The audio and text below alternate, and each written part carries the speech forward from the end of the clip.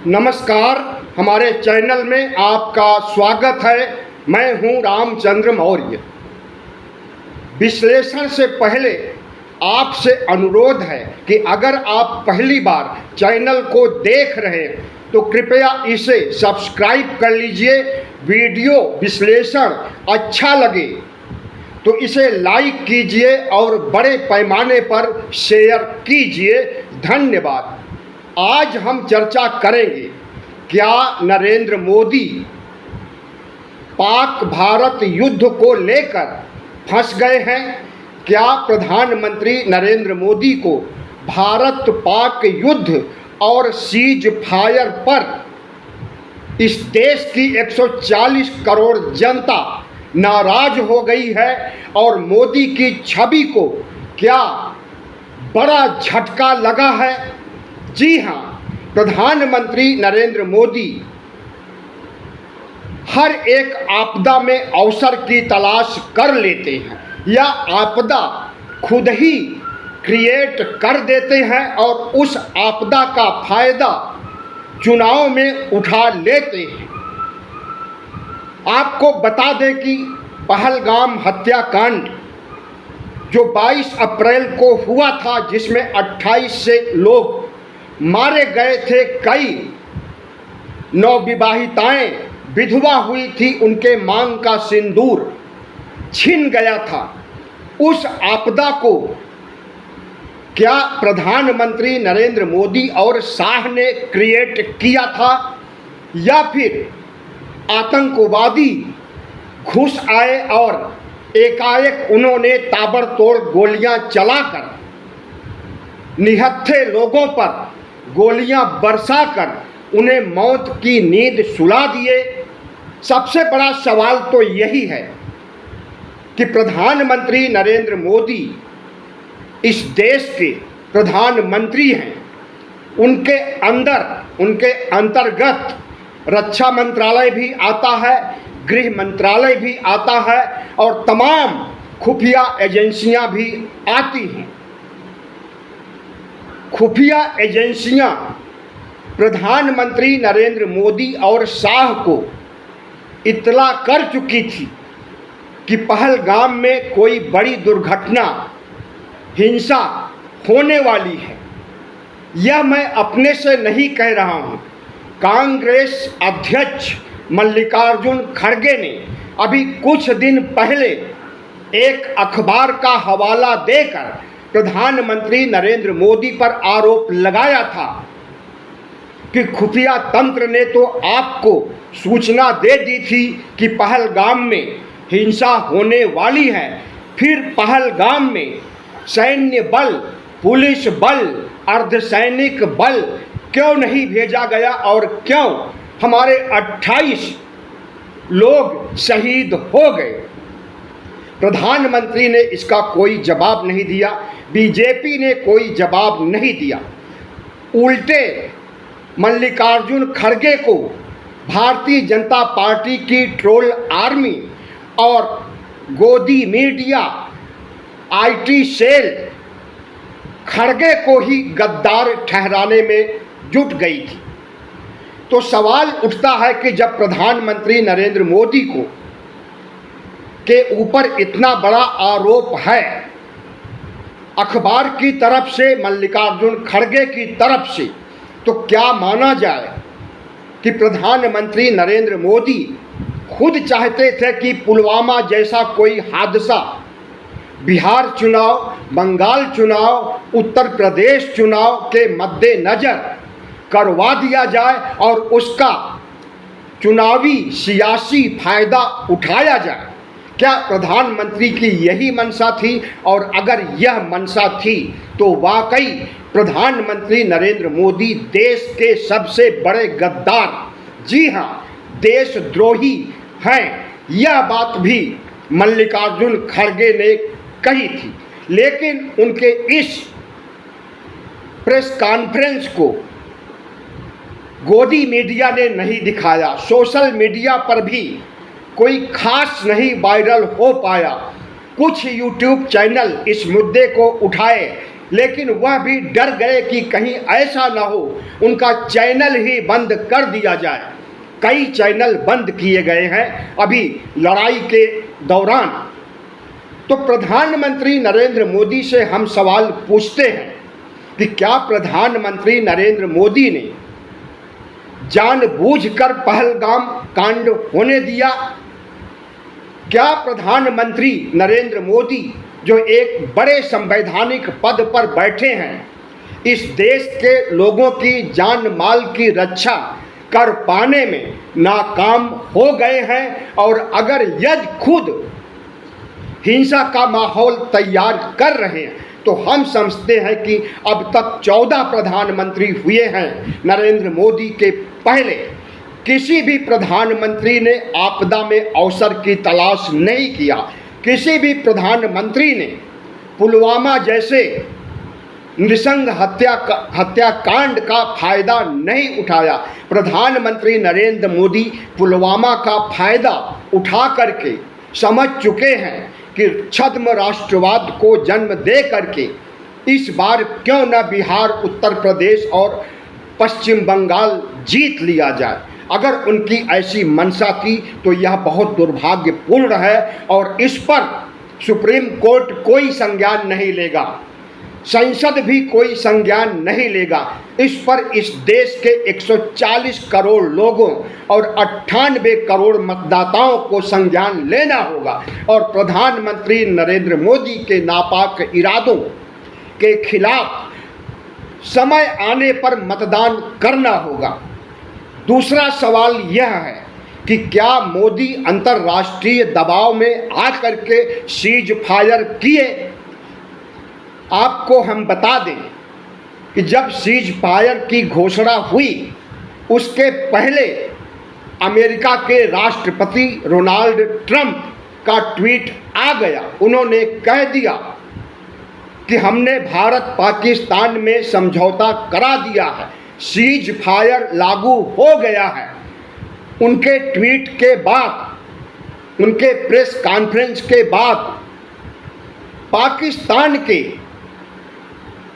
बड़े सैन्य अधिकारी का फोन भारत के सैन्य अधिकारी के पास आता है। DGMO का, director general of military operation अधिकारी ने पाकिस्तान से भारत के DGMO को फोन किया और कहा कि युद्ध विराम, सीज फायर की ज़रूरत महसूस हो गई है और अमेरिका ने हरी झंडी दिखा दी है, तो इसे करना ही पड़ेगा, नहीं तो दोनों देशों से व्यापार खत्म कर देगा अमेरिका। तो क्या दो देशों के लड़ाई में डोनाल्ड ट्रंप भूमिका निभा रहे हैं? भारत पाकिस्तान के मामले में डोनाल्ड ट्रंप क्यों भूमिका निभा रहे हैं? तीसरा पक्ष, तीसरा देश कैसे शामिल हो गया हमारे अंदरूनी मामलों में फैसला लेने के लिए, सैन्य मामलों में फैसला लेने के लिए? प्रधानमंत्री नरेंद्र मोदी से देश आज यह सवाल पूछ रहा है, क्या अमेरिका हमारे मामलों में दखल दे रहा है? आपको हम बता दें कि अमेरिका की यह मंशा 1971 में जब इंदिरा गांधी ने बांग्लादेश को स्वतंत्र किया था पाकिस्तान से बड़ी लड़ाई लड़के, तब भी अमेरिका के राष्ट्रपति उन दिनों निक्सन हुआ करते थे। उन्होंने टांग अड़ाने की कोशिश किया था, लेकिन हमारी प्रधानमंत्री, पूर्व प्रधानमंत्री इंदिरा गांधी ने उनके टांग अड़ाने को सतही तौर पर लिया और कोई भी उसका असर नहीं हुआ भारत की कूटनीति, सैन्य नीति पर। और 1971 का युद्ध बजाप्ता हुआ और पाकिस्तान से छीनकर पूर्वी पाकिस्तान को बांग्लादेश बना दिया गया। तो हमारी परंपरा है कि हम विदेशी ताकतों, चाहे भले ही दुनिया की सबसे बड़ी महाशक्ति अमेरिका हो, अपने मामलों में उसे नहीं लाना चाहते हैं और हम अपना फैसला अपने से करना चाहते हैं।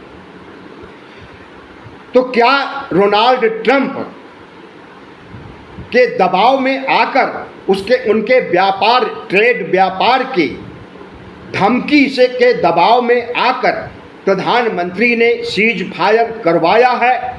और जब प्रधानमंत्री नरेंद्र मोदी राष्ट्र को संबोधित कर रहे थे पिछले दिनों, तो उन्होंने एक बात कही जिस पर आज किसी को विश्वास नहीं हो रहा। उन्होंने कहा था कि पाकिस्तान ने माफ़ी मांग लिया है, अब वह आतंकी हमला नहीं करेगा, इसलिए हमने सीज फायर को अंजाम दिया और लड़ाई को खत्म किया। प्रधानमंत्री नरेंद्र मोदी से सवाल किया जा रहा है, आज देश की जनता पूछ रही है कि पाकिस्तान तो इनकार कर रहा है कि हमने कोई भी सरेंडर नहीं किया नरेंद्र मोदी के सामने, हम आतंकवादी घटना कराते ही नहीं हैं, तो कैसे आगे आतंकी घटना कराएंगे या नहीं कराएंगे, इसका फैसला करने वाले हम कौन होते हैं? पाकिस्तान ने तो आज तक कभी भी भारत में टेररिज्म को, आतंकवाद को पनपने नहीं दिया और कोई भी आतंकी हमला नहीं किया। तो प्रधानमंत्री ने क्या मनगढ़ंत बातें कह दी इस देश के नागरिकों को, वोटरों को खुश करने के लिए कि पाकिस्तान उनके सामने झुक गया है और झुकने के बाद सीज फायर यानी संघर्ष, युद्ध विराम कर दिया गया है। अगर पाकिस्तान ऐसी बात कहा होता तो वह प्रधानमंत्री नरेंद्र मोदी के संबोधन से खुश होता, लेकिन जैसे ही संबोधन खत्म होता है पाकिस्तान की फिर वही नापाक हरकत शुरू हो जाती है। ड्रोन से हमले, मिसाइल से हमले भारतीय क्षेत्रों पर करना शुरू कर देता है। छिटपुट घटनाएं शुरू हो जाती है जैसे पहले चल रही थी। तो प्रधानमंत्री ने देश से क्यों झूठ बोला कि पाकिस्तान माफ़ी मांग चुका है?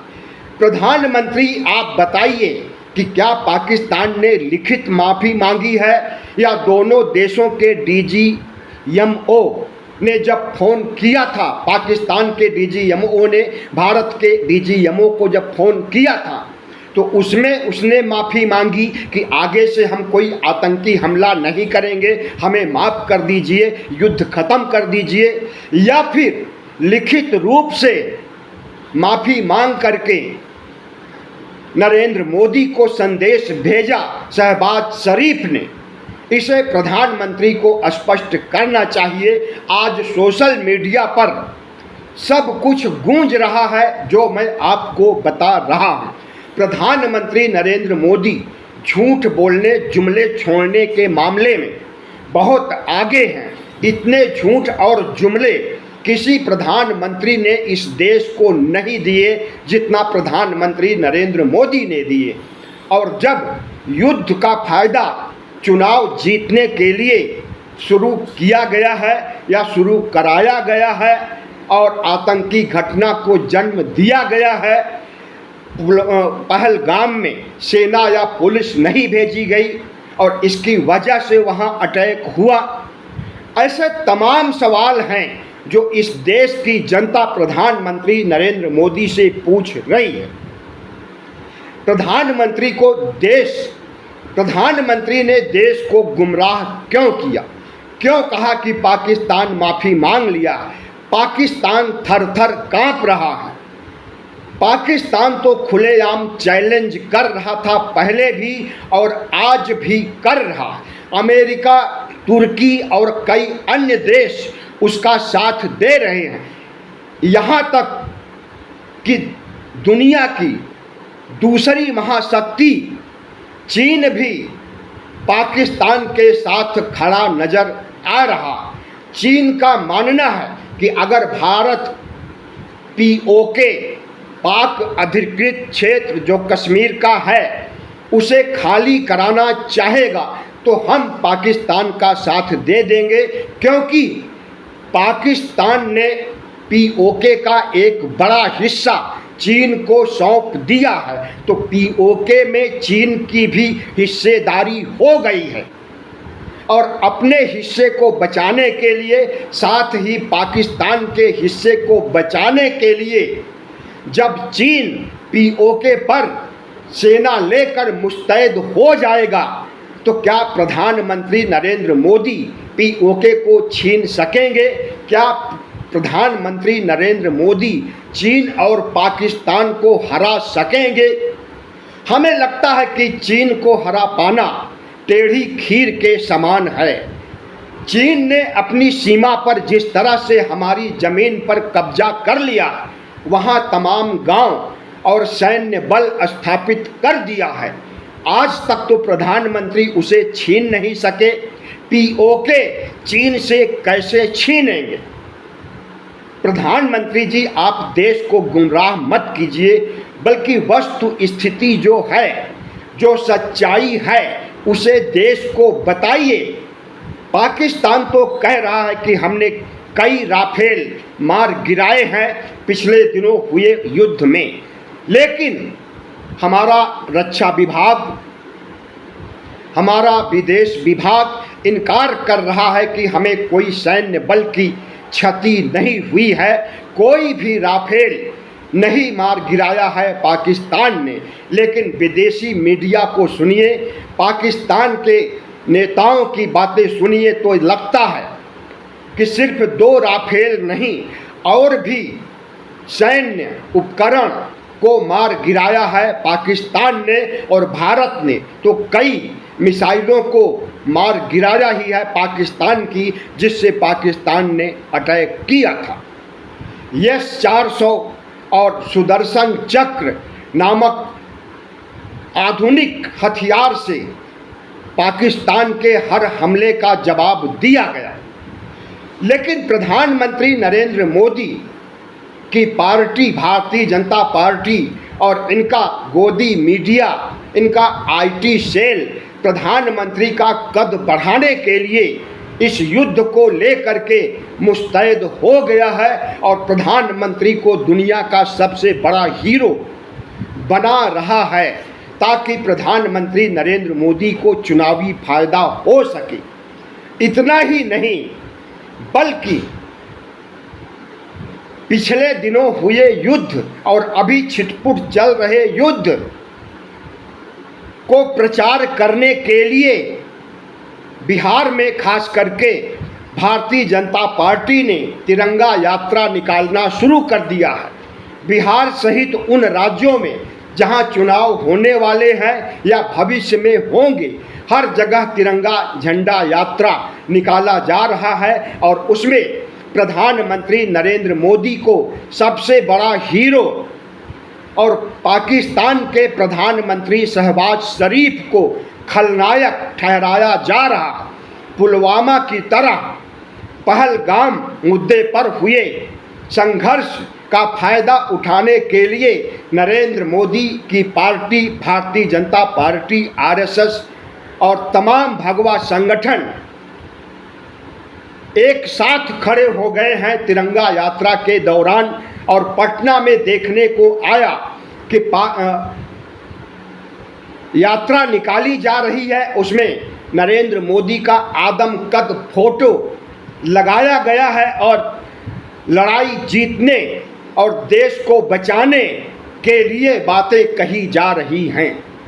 तो क्या हम ये समझें कि यह लड़ाई जानबूझकर भारतीय जनता पार्टी ने आहूत की थी, जैसा कि मल्लिकार्जुन खड़गे ने संकेत दिया है? और अगर लड़ाई चुनाव के लिए कराई गई है, तो यह इस देश के साथ भारतीय जनता पार्टी ने गद्दारी किया है, इसके लिए उसे माफ़ी मांगना चाहिए। और अगर भारतीय जनता पार्टी, इसके शीर्ष नेता माफ़ी नहीं मांगेंगे, तो इस देश के जनता के पास भी वोट का अधिकार है, और उसी वोट के अधिकार से प्रधानमंत्री और उनकी पार्टी को सत्ता से हटा भी सकती है इस देश की 98 करोड़ जनता। तो साथियों, आज का सवाल सिर्फ प्रधानमंत्री नरेंद्र मोदी से था और इस देश के जागरूक नागरिकों, बुद्धिजीवियों को भी हम संबोधित करते हैं कि प्रधानमंत्री नरेंद्र मोदी के चाल चरित्र चेहरे को अच्छी तरह समझिए तो आपको महसूस होगा कि प्रधानमंत्री नरेंद्र मोदी चुनाव जीतने के लिए किस हद तक उतर सकते हैं निचले पायदान तक।